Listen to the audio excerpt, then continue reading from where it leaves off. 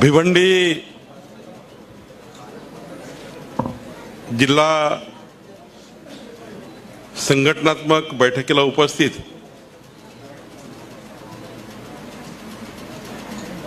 आपल्या पक्षाच्या महासचिव माधवीताई नाईक, सामाजिक संवाद या विषयाला घेऊन संपूर्ण महाराष्ट्रात माझ्यासोबत काम करणारे श्री विजय चौधरी जी,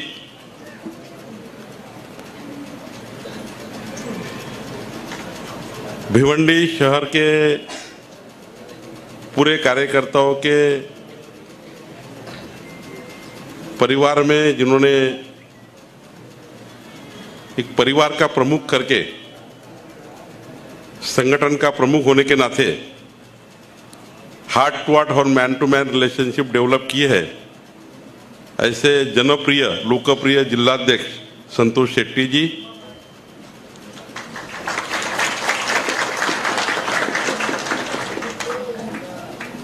मेरे साथ विधायक रहने के बाद जब मैं बिजली और एक्साइज मंत्री था देवेंद्र जी की सरकार में,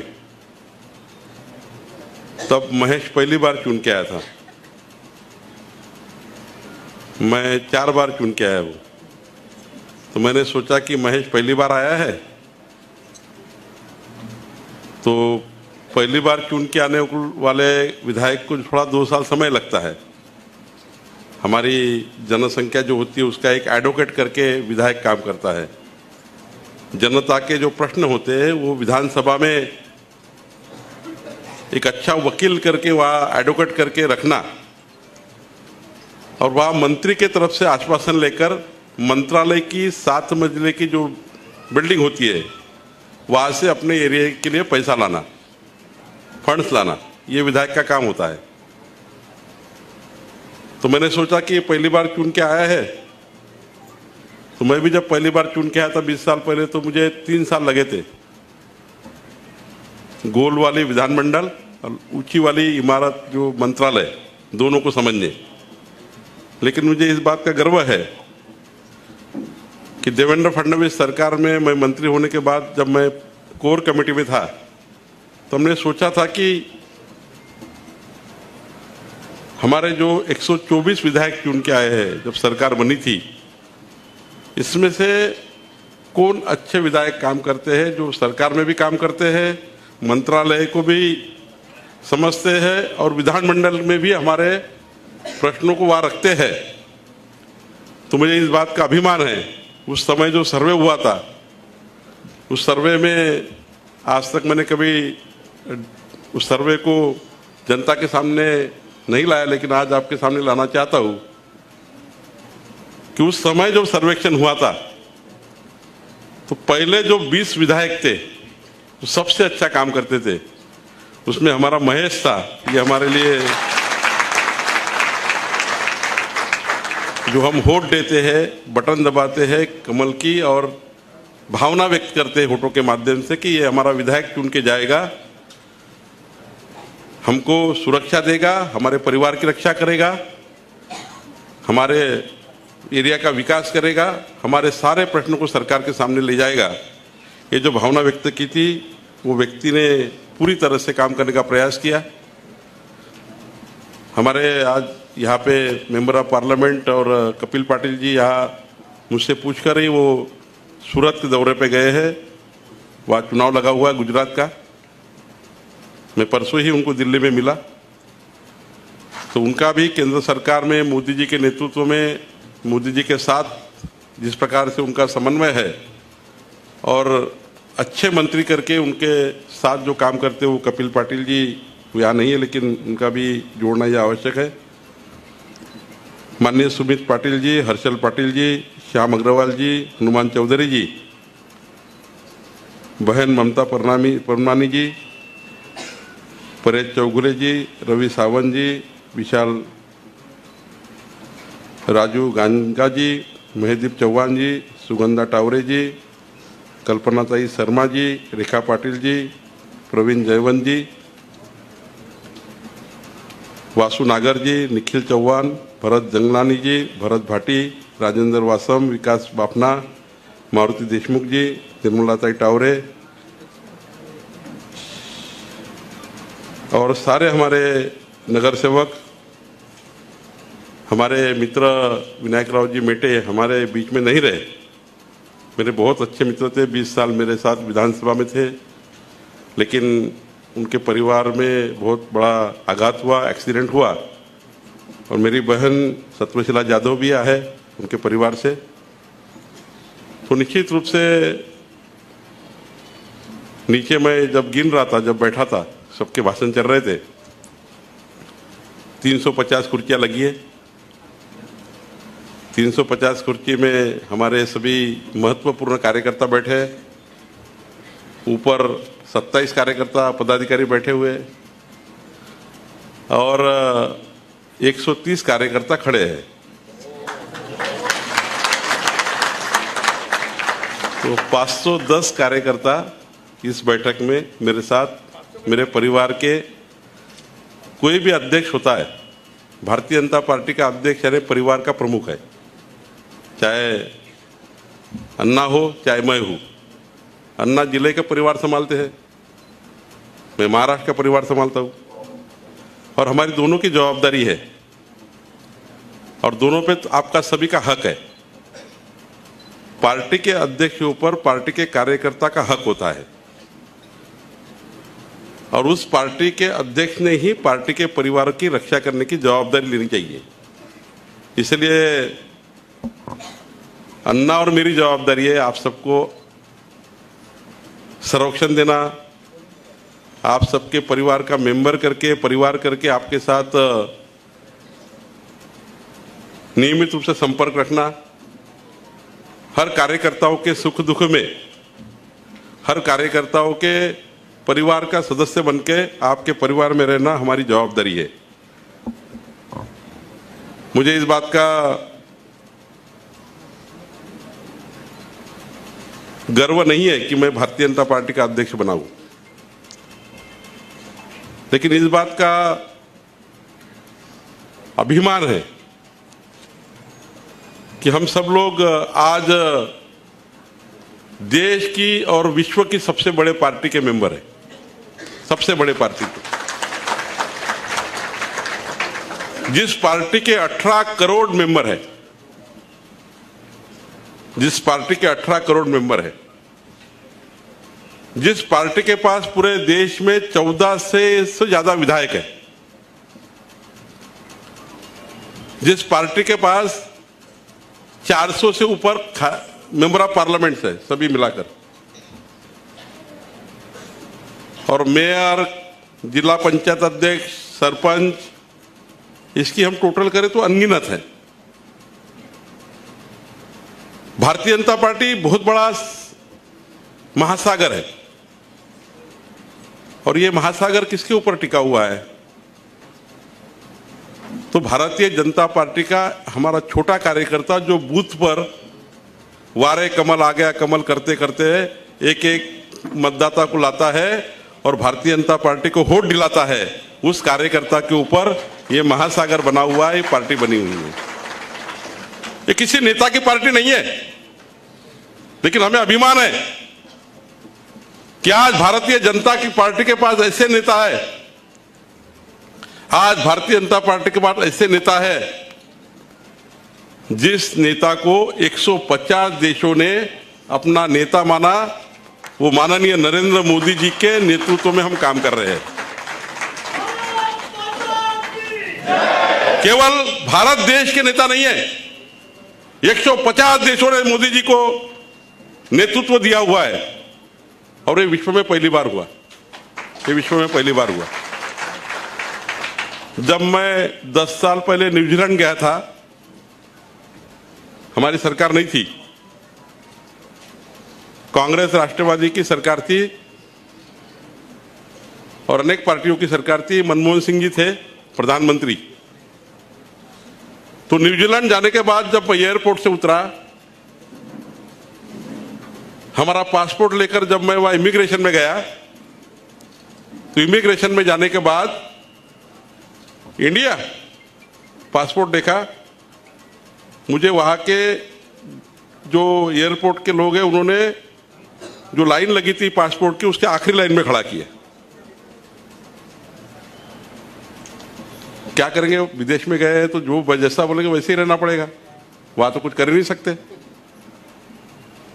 लेकिन आज हमारे लिए अभिमान की बात क्या है, आज अगर मैं न्यूजीलैंड जाता हूं, आप न्यूजीलैंड जाते हैं, संतोष शेट्टी जाते हैं, महेश चौगले जाते हैं, या यहाँ का कोई भी कार्यकर्ता, छोटे से छोटा बूथ का कार्यकर्ता जाता है, तो न्यूजीलैंड में लैंड होने के बाद इमिग्रेशन में जब इंडिया का पासपोर्ट दिखता है, Modi ji welcome, welcome Modi ji welcome, आइए।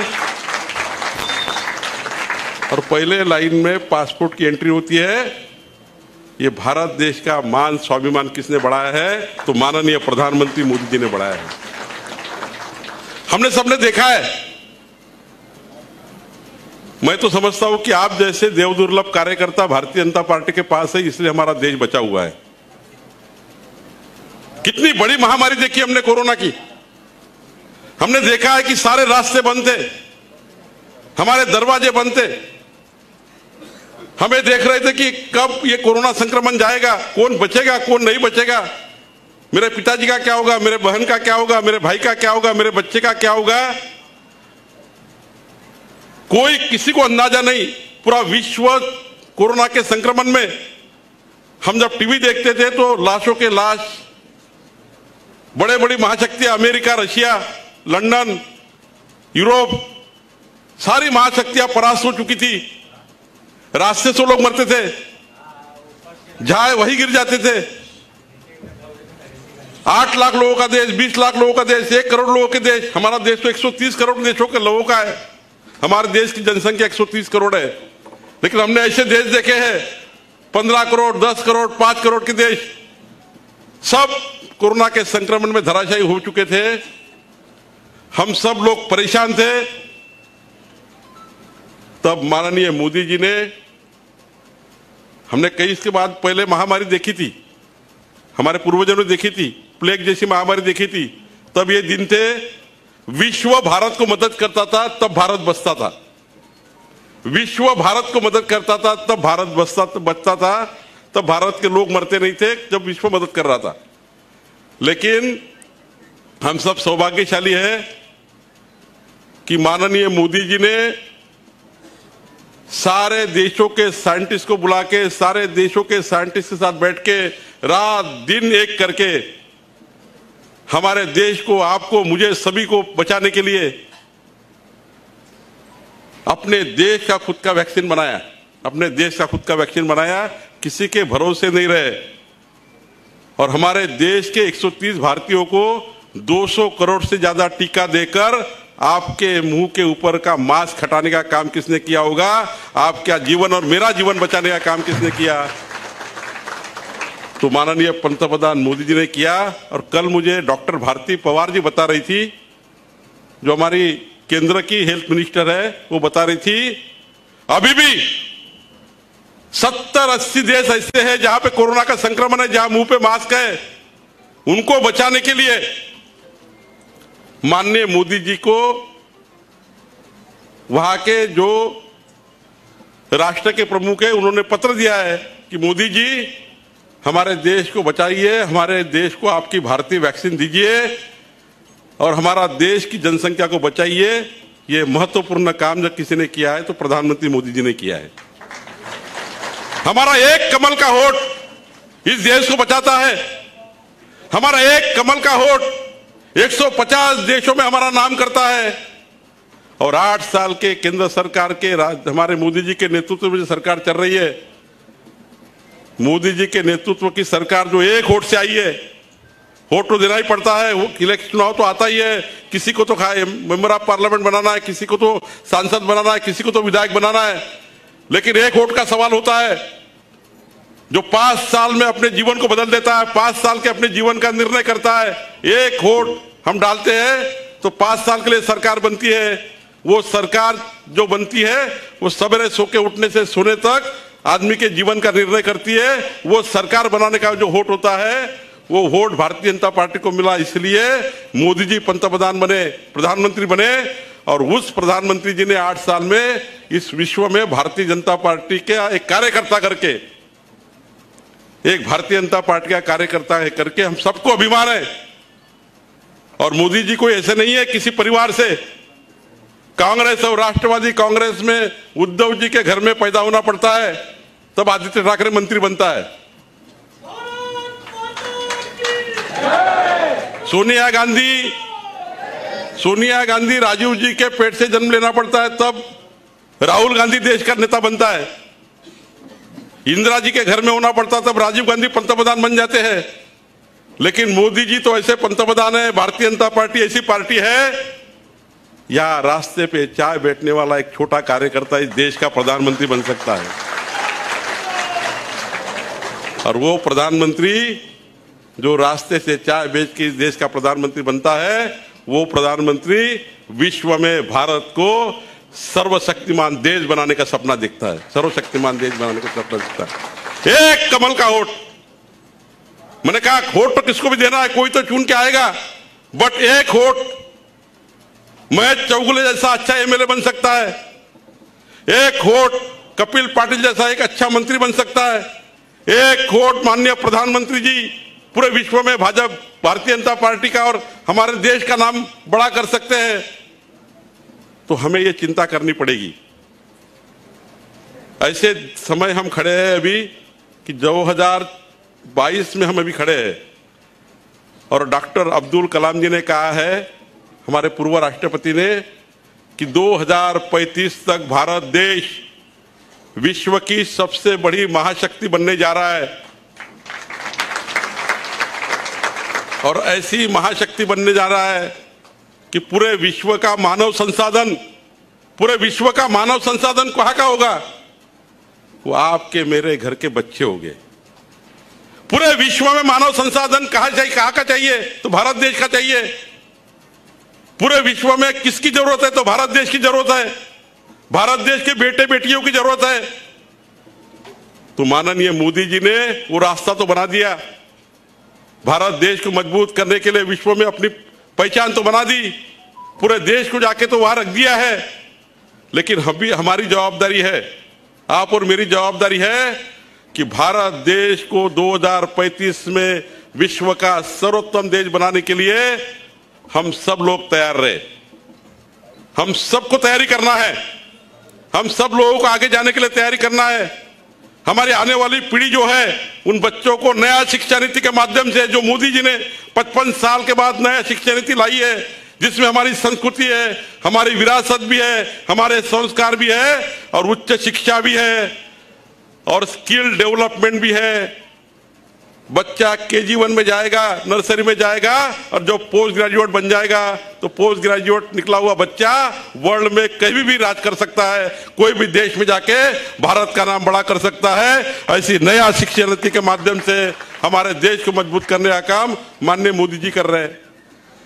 तो हम सबकी जवाबदारी बन जाती है, आपकी मेरी जवाबदारी ज्यादा है। मैं तो डर गया था, मैं विधायक था, मंत्री था, 30 साल से पार्टी का भी काम करता हूं, कई बार जिलाध्यक्ष रहा हूं, कई बार पार्टी में पदाधिकारी रहा हूं। लेकिन जब मैं 12 अगस्त को संतोष जी, जब मुझे राष्ट्रीय अध्यक्ष जी का फोन आया, मैं अमरावती के प्रवास पे था, और मुझे बीच में फोन आया कि मैं जगत प्रसाद नड्डा जी बोल रहा हूं, मैं थोड़ी देर के लिए घबरा गया। भाई राष्ट्रीय अध्यक्ष जी मुझे क्यों फोन करेंगे? तो मैंने कहा कि जी बोलिए चंद्रशेखर जी, आपको हम महाराष्ट्र का भारतीय जनता पार्टी का अध्यक्ष चुनते हैं। तो मुझे जैसा कोई बीपी लो होने से, कोई शुगर बढ़ने से चक्कर आता है, वैसा थोड़ा सा 1 मिनट के लिए मेरा पूरी बॉडी ट्रिप हो गई। क्यों ट्रिप हुई? जब मैंने देखा कि महाराष्ट्र भारतीय जनता पार्टी का अध्यक्ष मुझे बनाया जा रहा है, जिसके घर में कोई राजनीतिक व्यक्ति नहीं है, जिसके घर में कोई राजनीतिक परिवार नहीं है, मैं एक बहुत छोटा कार्यकर्ता, बूथ के कमेटी में नीचे बैठने वाला और ऊपर हमारा बूथ प्रमुख, वहां से काम करने वाला कार्यकर्ता, मुझको अध्यक्ष बनाया जा रहा है। लेकिन मैं 1 मिनट में सवरा और फिर नड्डा जी को मैंने कहा, भाई साहब ठीक है, मैं प्रयास करता हूं अच्छा काम करने का, लेकिन 12 अगस्त के बाद जब मैं प्रवास पे निकला हूं, 12 अगस्त से आज प्रवास पे निकला हूं, 15 दिसंबर तक पूरे राज्य का प्रवास पूरा होगा। हमारे सारे जिले के प्रवास से मैं फिर वापस आऊंगा। मुझे अब कॉन्फिडेंस लगता है। 12 अगस्त को मैं ट्रिप हो गया था 1 मिनट के लिए, लेकिन अब क्यों कॉन्फिडेंस लगता है कि जब मैं भिवंडी आता हूं तो आप जैसे देव दुर्लभ कार्यकर्ता मिलते हैं, और वो कार्यकर्ता मिलते हैं जो अपना पूरा जीवन पार्टी के लिए देने के लिए समर्पित कार्यकर्ता बैठे हुए हैं। तब मुझे लगता है अपनी पार्टी को कोई परास्त नहीं कर सकता, अपने पार्टी को कोई हरा नहीं सकता है। मुझे इस बात का अभिमान है कि मैं जब मंत्री था, महेश ने प्रश्न उठाया, आज बोलते हैं भिवंडी के हमारे कोई भी विरोधक उसको बताइए, जब भिवंडी में महेश चुन के आया था, सबसे बड़ा भिवंडी का प्रश्न था कि आप बिजली का सबसे बड़ी मारामारी 2014 में थी। आप सोचिए, निकालिए 2014 को, 2014 में बिजली का सबसे बड़ा संकट भिवंडी में था। 2014 से 2019 तक देवेंद्र जी के नेतृत्व में महेश के साथ मैंने काम किया। मुझे लगता है 2019 में सबसे अगर कुछ बड़ा काम हुआ होगा तो भिवंडी का बिजली का संकट दूर करने का काम भारतीय जनता पार्टी की सरकार ने किया, भारतीय जनता पार्टी की सरकार ने किया। मैं पूछना चाहता हूं वो पावर लूम वाले को, आज पावर लूम अगर कहीं जिंदा है, अगर आज पावर लूम में कहीं अगर बिजली है और पावर लूम की सब्सिडी चालू है, सब्सिडी दी है, वो सारे पावर लूम का अगर किसी की देन है तो देवेंद्र फडणवीस सरकार की देन है। सारे पावर लूम जिंदा है, सारे पावर लूम जिंदा है। देवेंद्र फडणवीस सरकार की देन है कि आज 4 रास्ते दिखते हैं, का कोर्ट दिखता है, 4 बिल्डिंगें दिखती है, 4 डेवलपमेंट दिखती है। यह पर्याप्त नहीं है। 2.5 साल की सरकार ने सत्यानाश कर दिया है। लेकिन मैंने आज वादा किया है संतोष जी और महेश जी से, कोर कमेटी की बैठक में भिवंडी के सारे जितने भी प्रश्न है डेवलपमेंट के, उस सारे प्रश्नों को हम साथ में लेंगे। और मैंने खुद को वादा किया है, एक स्टेट का, राज्य का अध्यक्ष होने के नाते मेरी जवाबदारी बनती है कि जिले के अध्यक्ष ने बताए हुए सारे डेवलपमेंट के काम हमारी सरकार से करके देना और हमारी सरकार से करके लाना।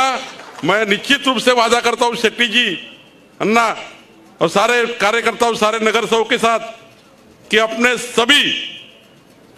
सभी प्रश्नों को हम निश्चित रूप से नई सरकार के साथ सुलझाएंगे और नए सरकार के पास लेके जाएंगे। मुझे आज आपसे 2-3 महत्वपूर्ण बातों पे चर्चा करनी है। डेवलपमेंट होगा, एक अच्छी सरकार महाराष्ट्र में बनी है। मोदी जी के 8 साल के कार्यक्रम को ब्रेक लगाने का काम बीच में 2.5 साल हुआ। जन कल्याण की योजना 2.5 साल उद्धव ठाकरे सरकार ने रोक दी थी। भिवंडी में आने वाले सारे काम उद्धव ठाकरे सरकार ने रोक दिए थे। महेश चौगुले का रास्ता बंद कर दिया था, कपिल पाटिल का रास्ता बंद कर दिया था, क्योंकि राज्य सरकार जब तक हाँ नहीं कहती, केंद्र के सरकार के कितने भी पैसे आए वो जनता के काम में नहीं आते। लेकिन आज हम सब लोग एक बहुत भाग्यशाली है। मुझे तो अभिमान है कि उद्धव ठाकरे ने की हुई बेईमानी का बदला एक मर्द मराठा एकनाथ शिंदे निकलता है और वो बदला लेकर बाहर आता है।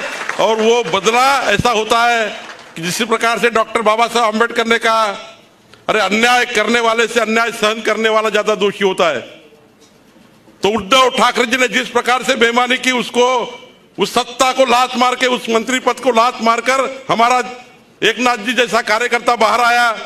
और 2019 में जो वादा किया था मोदी जी के साथ कि हम साथ में लड़े, साथ में सरकार बनाएंगे, बेईमानी हुई थी। शरद पवार जी के ट्रैप में उद्धव ठाकरे जी चले गए। एक मुख्यमंत्री पद लेने के लिए पूरे महाराष्ट्र का सत्यानाश जिन्होंने किया। और हमने ऐसा भी देखा है कि 18 महीने जिस महाराष्ट्र का मुख्यमंत्री फेसबुक लाइव करता है, जनता रोड पे मरती है कोरोना से और केवल फेसबुक लाइव होता है। 18 महीने महाराष्ट्र का मुख्यमंत्री मंत्रालय में नहीं आता। 20 साल का मैं विधायक हूं, मैंने अभी कभी देखा नहीं है मंत्रालय में 18 महीने महाराष्ट्र का मुख्यमंत्री नहीं आएगा तो 12 करोड़ जनता का भिवंडी का क्या होगा। ये इतिहास में सबसे हमारे महाराष्ट्र के लिए दुख का दिन थे। 18 महीने मुख्यमंत्री नहीं थे, लेकिन हमारा सौभाग्य है अब दोनों नेता ऐसे हैं, देवेंद्र जी और एकनाथ जी, दोनों ऐसे नेता आए हुए हैं जो 18 घंटे जीवन के लिए जनता के लिए काम करते हैं और 18 घंटे काम करके हमारे कार्यकर्ताओं का, हमारे जनता को न्याय देने का काम करते हैं। अब हमारी सरकार आई हुई है और मैंने पहले भी कहा संतोष जी चिंता मत करिए, अपनी सरकार है, अपनी सरकार। महिलाओं में अभी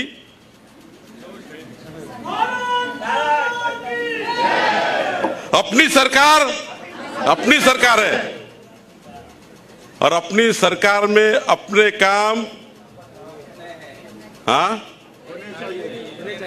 करना ही पड़ेगा। मैंने पहले ही कहा है, कोई थानेदार है, कलेक्टर है, तहसीलदार है, कोई भी रहे, कोई अधिकारी रहे, हम कोई गलत काम नहीं बताएंगे, हम नियम के बाहर कोई बताएंगे नहीं, लेकिन भारतीय जनता पार्टी अभी कोई अन्याय भी नहीं सहन करेगी। हम सब लोग हमारे कार्यकर्ताओं के काम ईमानदारी से करने का प्रयास भी करेंगे।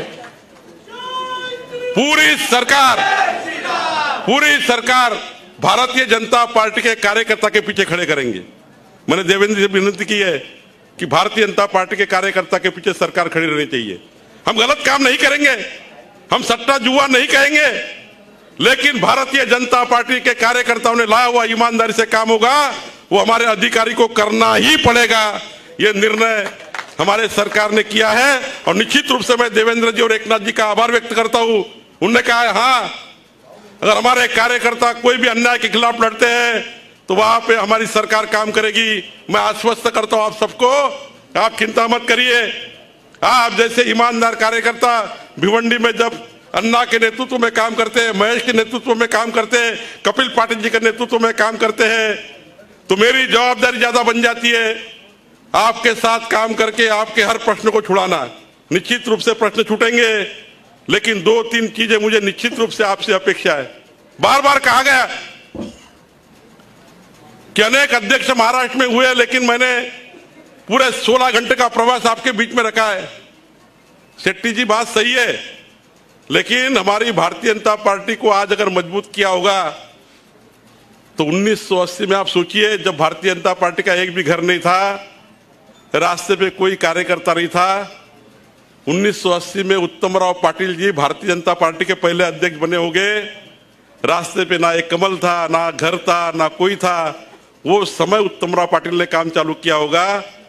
उसके बाद बहुत बड़े नेताओं ने भारतीय जनता पार्टी को आगे लेके जाने का प्रयास किया और आज देखिए उत्तमराव पाटिल जी से लेके, अगर आप देखेंगे, मैं 11वां अध्यक्ष हूं पार्टी का, पूरा जीवन दिया है। उत्तमराव पाटिल जी ने दिया, भाऊसाहेब फुंडकर जी ने दिया, नासा फरांदे जी ने दिया है, माननीय देवेंद्र जी, नितिन जी, गोपीनाथ मुंडे जी, भाऊसाहेब फुंडकर जी, चंद्रकांत दादा, सारे लोगों ने, सुधीर मुनगंटीवार जी, सारे लोगों ने इस कुर्सी पर बैठकर, बड़े बड़े नेताओं ने इस कुर्सी को न्याय देने का प्रयास किया है। आज भारतीय जनता पार्टी सबसे बड़ी पार्टी महाराष्ट्र में बनी है, लेकिन अभी हमारी जवाबदारी है, आज हमारी जवाबदारी है।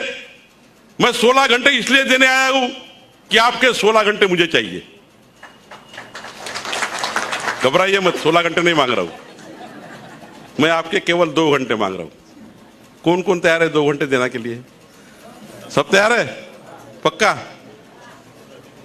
कौन तैयार नहीं? हाथ ऊपर करिए।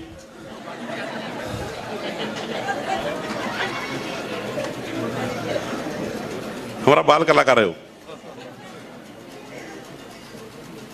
हमारे देश में फिर एक बार 2024 में इस देश को विश्व गौरव नरेंद्र मोदी जी, विश्व गौरव युग पुरुष नरेंद्र मोदी जी जब इस देश को विश्व का सबसे ऊंचा देश बनाना चाहते हैं, आपकी और मेरी जवाबदारी बन जाती है। मेरी जवाबदारी बनती है 16 घंटे मेरे जीवन के देने की, आपकी जवाबदारी बन जाती है केवल 2 घंटे देने की।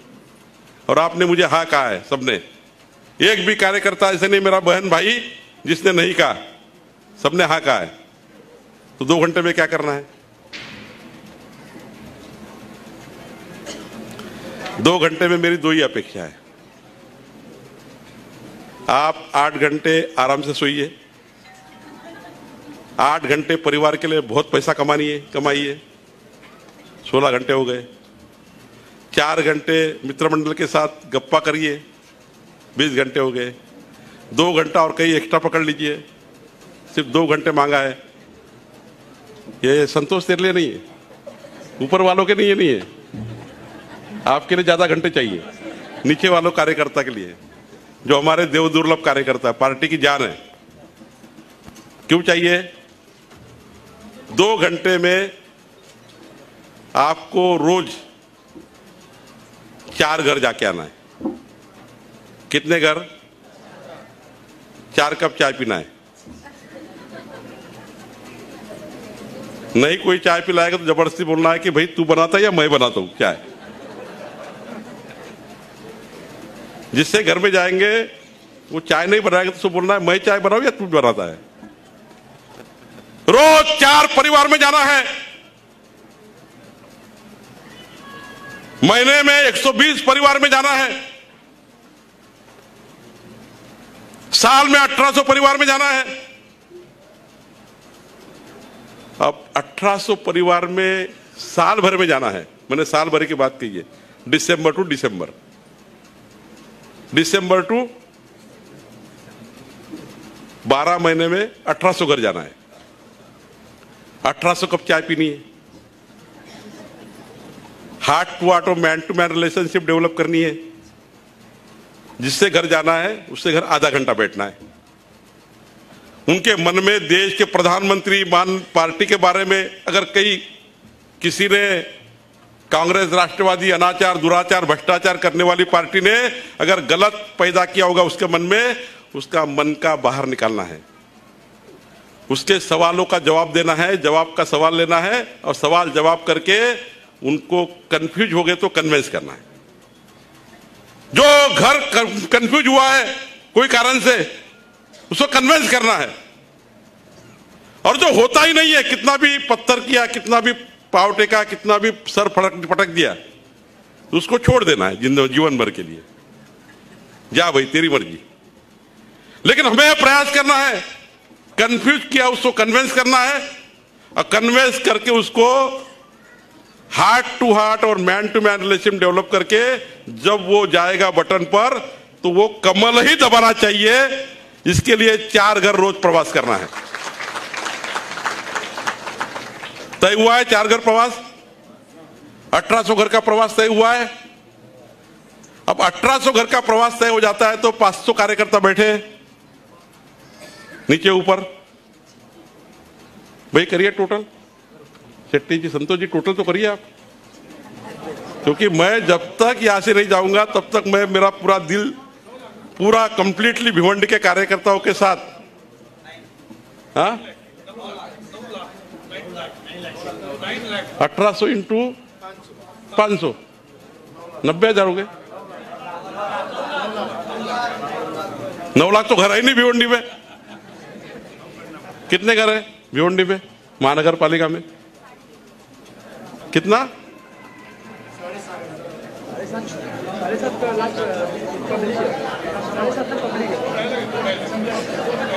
2 लाख 2.5 लाख, बहुत ज्यादा महानगर पालिका में।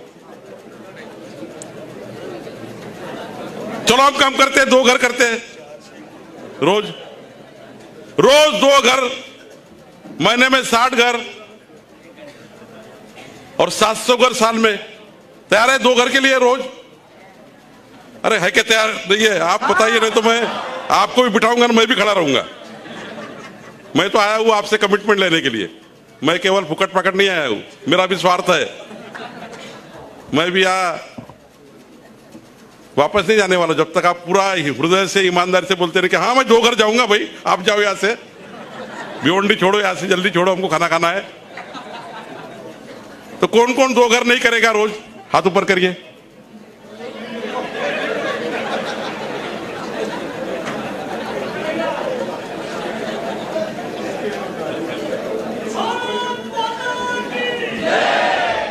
दो घर का वादा पक्का हुआ रोज का?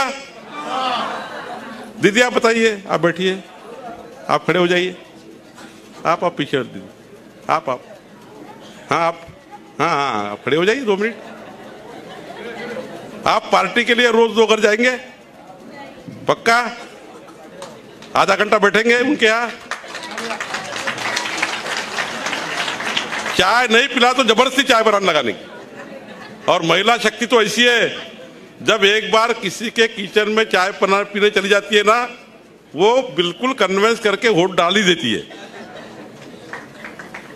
और हमारे पास इतना बड़ा ब्रेड बटर है मोदी जी के नाम का कि हम मोदी जी का नाम बताते हुए कोई भी महिला हो, कोई भी जन पुरुष हो, 1 मिनट के लिए हाँ बोल देगा। हाँ, आधे घंटे बाद बोलेगा, लेकिन हाँ बोलेगा। हाँ जा तू भाई, मैं वोट देता हूं मोदी जी को। नहीं बोलेगा क्या? हमने मोदी जी ने 8 साल में जो किया है, तुम्हारी मेरी जान बचाई है। 200 वैक्सीन दिए 130 करोड़ जनता को। अगर आपने ये भी बोल दिया कि मोदी जी ने अगर वैक्सीन नहीं बनाया होता तो तेरे मुंह का मांस नहीं गया होता और तुम्हारे घर का बच्चा जो आज फिर रहा है वो यहां नहीं होता, ये बात भी कह दी ना, वो बोलेगा हाँ कमल को वोट देता। जाएंगे ना आप? पक्का। धन्यवाद दीदी, आपका बैठ जाइए। और 2 घर जाना है, धन्यवाद मोदी जी के लिए। 13 करोड़ महाराष्ट्र की जनता में 5.5 करोड़ लोग ऐसे हैं जिनको प्रधानमंत्री मोदी जी के नेतृत्व में केंद्र सरकार से कुछ ना कुछ मिला हुआ है। किसान योजना का किसी को 6,000 मिले हुए, किसी को घरकुल मिला हुआ है, किसी को अनाज मिला हुआ है कोरोना में, किसी को वैक्सीन मिली हुई है। जाइए उनके पास, वैक्सीन वाले के पास। धन्यवाद मोदी जी, आपने मुझे 2 वैक्सीन दिया इसलिए मेरी जान बची, आपका धन्यवाद। जा सकते हैं 2 घर में पोस्ट कार्ड लेके, उनके हाथ से लिखना है। वो लिखेगा धन्यवाद मोदी जी, मुझे 2 वैक्सीन मिले हैं, मेरी कोरोना में जान बची है, मेरा परिवार सुरक्षित है, धन्यवाद मोदी जी। क्या लिख सकते हैं हम ये 2 घर में जाके? रोज 2 घर में जाके लिख सकते हैं? मैं आपसे वादा करता हूं, दावा करता हूं, 2 करोड़ लोग मोदी जी को धन्यवाद लेटर आए हैं। देवेंद्र जी आइए, एकनाथ जी आइए, 50 हजार करोड़ 1 लाख करोड़ और लेके जाइए और अपने महाराष्ट्र का विकास करिए। ये धन्यवाद का शब्द का अर्थ है। धन्यवाद मोदी जी के लिए आप सब लोगों को काम करना है, 2 लेटर लिखना है। और दूसरा, 2024 में फिर एक बार महाराष्ट्र में एकनाथ शिंदे और देवेंद्र फडणवीस जी के नेतृत्व में मोदी जी के आशीर्वाद से अगर हम 45 खासदार बनाने हैं, 45 सांसद देने हैं, 200 से प्लस विधायक उनके लाने हैं, कारपोरेशन हमारी जो शेट्टी जी ने कहा कि अगला मेयर भारतीय जनता पार्टी और यूपी का होगा, यह घोषणा की है संतोष जी ने। वो किस आधार पे की है?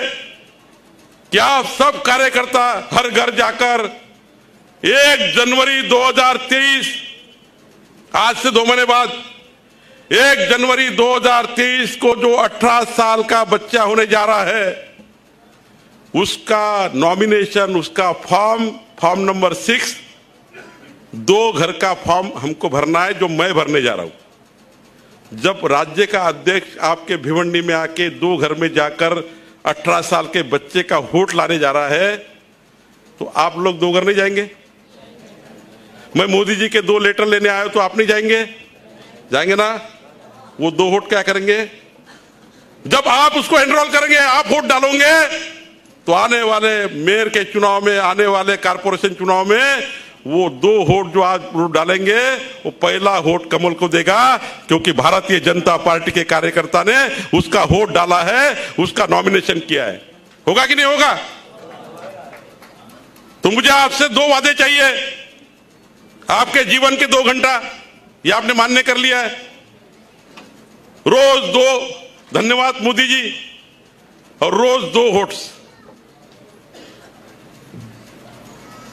भैया बताइए, आप वो नीले शर्ट वाले मेरे जैसा शर्ट पहना है, नीचे आगे वाले, क्या नाम है आपका? क्या पोस्ट है आपके पास? मैंने क्या कहा है? मैंने क्या कहा, क्या वादा मांगा आपसे? तुम्हारे जीवन के कितने घंटे मांगे हैं? 2 घंटे है, 2 तास, मराठीत बोलू, 2 तास।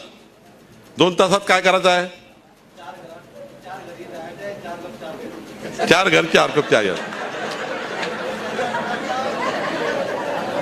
भैया बोलने दो, उसको बोलने दो। मेरा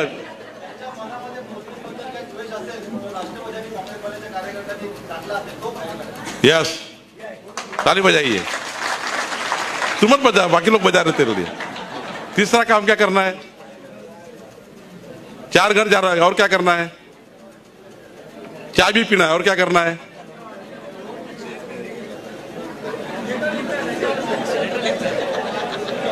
अरे फिर मैं जाऊंगा नहीं, यहां से खड़े रहूंगा। 2 रोज धन्यवाद मोदी जी, और दो क्या काम है ने? 2 वोट्स कमल के लिए। सरकार बनती है बटन दबाने से।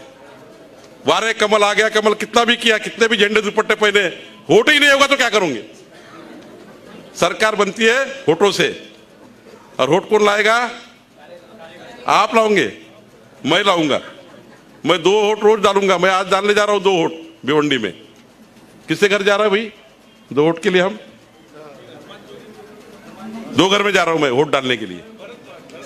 भरत पाटिल क्या जा रहा हूं, आपके घर जा रहा हूं। इसका 18 साल का बच्चा हो रहा है, इसका घर का वोट मैं डाल रहा हूं। और किसका है दूसरा? हाँ, और कोई है? मिलिंद गवई के घर जा रहा हूं, उसका वोट डालने के लिए। आदिवासी घर है, उसके यहाँ जा रहा हूं। फिर आप मेरे साथ चलेंगे? नहीं, आज मत चलिए, लेकिन ये वादा पक्का है भिवंडी से। वो दीदी बताइए आप जरा, मैं अभी भी कंफ्यूज हूं थोड़ा। दीदी आप खड़े हो जाइए। दीदी वो उसके पीछे, हाँ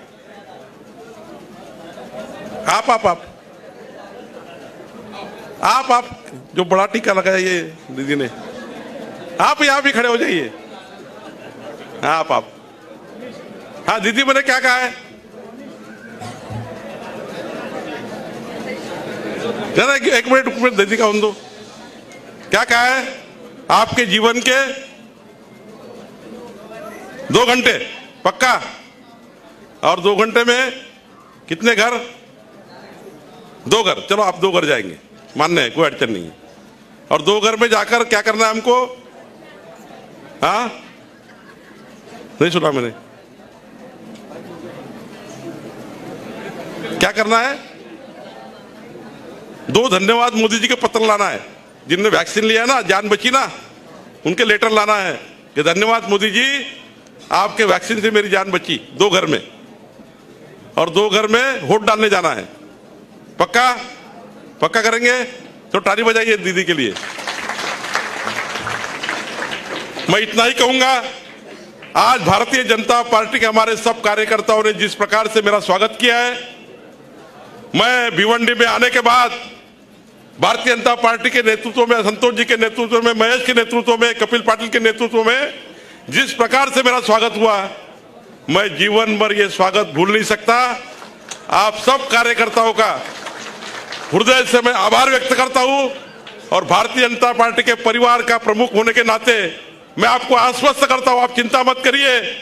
आप मोदी जी के नेतृत्व में काम करने वाले कार्यकर्ता हो, आप देवेंद्र जी के नेतृत्व में काम करने वाले कार्यकर्ता हो, चिंता मत करिए।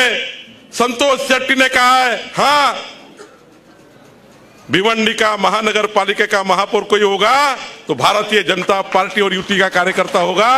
ये अगर करना है तो हमें जीवन में 2 घंटे देना है। आप चिंता मत करिए। देवेंद्र जी के नेतृत्व में, एकनाथ शिंदे के नेतृत्व में जो भिवंडी के काम बचे हैं वो सारे काम पूरे भी हो गए, और भारतीय जनता पार्टी आपके पीछे ईमानदारी के साथ खड़ी रहेगी। इतना ही वादा करते हुए मेरे 2 शब्द समाप्त करता हूं। बहुत बहुत धन्यवाद। Bharatiya Janata party sir, Bharatiya Janata party.